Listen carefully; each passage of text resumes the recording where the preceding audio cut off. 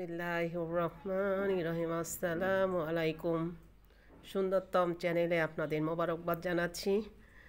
আমরা আসলে মুসলমান মানুষ, অনেক কিছুর প্রতি আমরা মন আছে কিংবা জানি কিংবা পারি কিংবা কোনোটাই মানছি না, এরকম অনেক কিছুর মধ্যেই আমরা আছি। আমাদের সবচেয়ে বড় যে জিনিস সেটা হচ্ছে যে আমাদের আজ দিয়েই শুরু করছি।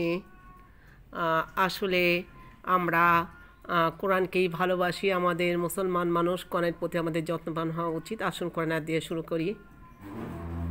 قال الله تعالى إنما المؤمنون إخوة। তা থাকলে শেষে হা হয়ে যায়, সেই হিসাবে আমি এটা বললাম।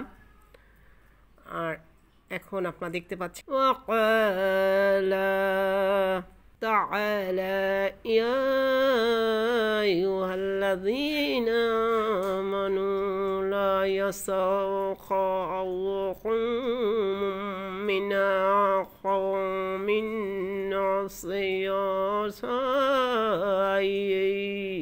يكونوا।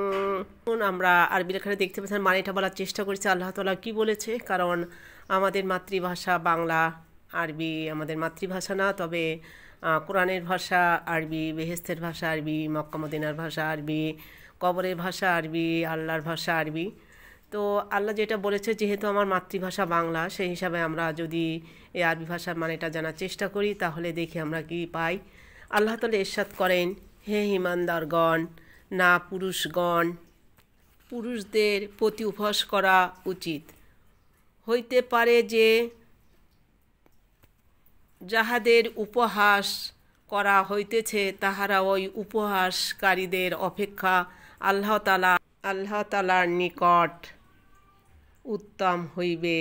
আর না নারীগণ, নারীদের প্রতি উপহাস করা উচিত হইতে পারে যে যাহাদের উপর উপহাস করা হইতেছে তাহারা ওইসব উপহাসকারী নারীদের অপেক্ষা আল্লাহ তাআলার নিকট উত্তম হইবে। আর একজন অপরজনকে খোঁটা দিও না, চলবে।